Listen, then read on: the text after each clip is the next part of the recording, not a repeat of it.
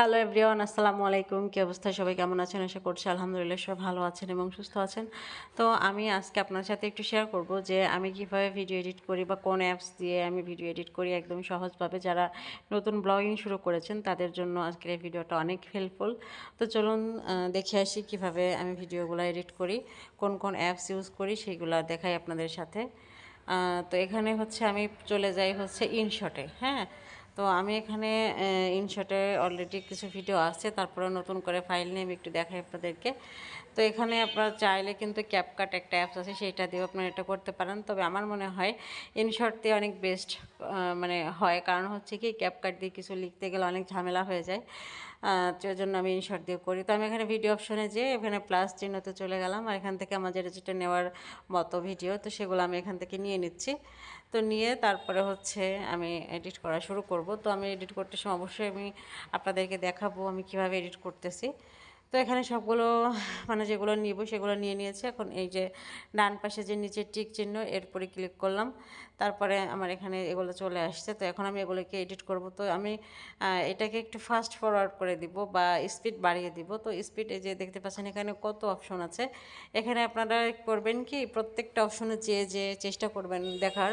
গেলাম, আর হচ্ছে যে যেভাবে এডিট করতে পছন্দ করে সে সেভাবে এখানে এডিট করবেন। আর একটা বিষয় কি, শেখার জন্য কিন্তু অনেক সময় দিতে হয়, আর আপনাকে অবশ্যই ফোন নিয়ে একটু ঘাটাঘাটি করতে হবে বেশি, তাহলে আপনি অবশ্যই ভালো মতো পেয়ে যাবেন। তো আমি এখানে দেখতে পাচ্ছেন এই যে একটা ভিডিও যেটা নিয়েছি আর কি, তার উপরে এটা ক্লিক করলাম। তো ক্লিক করার পর এখানে আমি এখন এখান থেকে কিছু অংশ কেটে দিব। তো আমি যেখান থেকে কিছু অংশ কেটে দিব, এই যে দাগটা, এই দাগটা যার উপরে আছে, তো এখানে আমি হচ্ছে স্প্লিট আমি চাপ দেবো। এই যে স্প্লিট লেখা আছে ডিলেটের পাশে, স্প্লিটে চাপ দিব।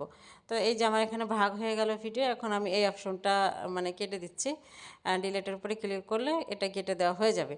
আর তারপরে আমরা স্পিড কীভাবে বাড়াই, এখানে ধরেন আমি একটা কাজের ভিডিও দেখাই, সেটা মানে বোঝার জন্য ভালো হবে। ভিডিও যেটুকু আমি স্পিড বাড়াবো তার উপরে এভাবে ক্লিক করে এখানে অপশন আছে এই যে স্পিড অপশন, স্পিড অপশনের উপরে ক্লিক করব। তারপরে এটাকে টেনে আপনি মানে যতটুক করতে চাচ্ছেন ঠিক ততটুক করে আমি মানে এটাকে টেনে নিয়ে যাচ্ছি। তো তারপরে হচ্ছে আমি টিকের উপরে ক্লিক করলাম, হয়ে গেল। তো যে দেখতে পাচ্ছেন স্পিডটা কিন্তু অনেক বেড়ে গিয়েছে। তো এখান থেকে আমি সবটুক নিব না, আমি কিছুটা আবারও স্প্লিট করে কেটে নিব।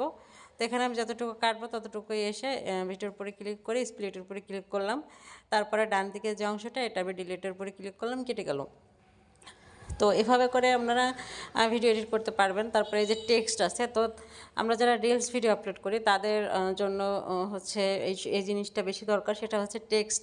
তো এই টেক্সট আমি কীভাবে লিখবো বা রিলসের জন্য কীভাবে লিখবো, তো আমি এখানে একটা জিনিস লিখি, সেটা হচ্ছে ধরেন আমার সোনার বাংলা, আমার সোনার বাংলা আমি লিখলাম। হ্যাঁ, তো এই জিনিসটা আমি কিভাবে ডিজাইন করব, এই যে কালারফুল আছে নিচে দেখতে পাচ্ছেন, এই কালারফুল উপরে ক্লিক করে এখান থেকে যে কালার আপনার পছন্দ বা যে ডিজাইন পছন্দ সেভাবে করে আপনি কিন্তু এটাকে নিতে পারবেন।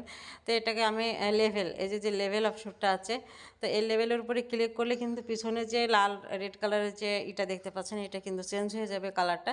এই যে আমি ব্ল্যাক দিয়ে দিলাম, তারপরে হচ্ছে এখানে আমি ইয়েলো দিয়ে দিলাম, তারপরে হচ্ছে এখানে অনেকগুলো কালার আছে, ব্লু দিয়ে দিলাম। তো এভাবে করে নিতে পারবেন। তারপরে এই যে শ্যাডো আছে, বর্ডার আছে। তো এই বর্ডারের কালারটা যদি আমি চেঞ্জ করতে চাই, ধরেন সাদার উপরে আমি এখানে যদি হলুদ দেই, তো এই যে কিন্তু বর্ডার, তো এখানে বর্ডারটা ঘন করার জন্য বা অল্প রং করার জন্য, তো কিন্তু এই নিচে যেটা আছে এটা ডান দিকে বাম দিকে নাড়াচাড়া করলে আপনারা কিন্তু সহজভাবে এটা বুঝতে পারবেন। এই তো একদম সিম্পল। তারপরে এখানে যখন আপনার এটা হয়ে যাবে তখন টিকের উপরে ক্লিক করবেন, হয়ে গেল।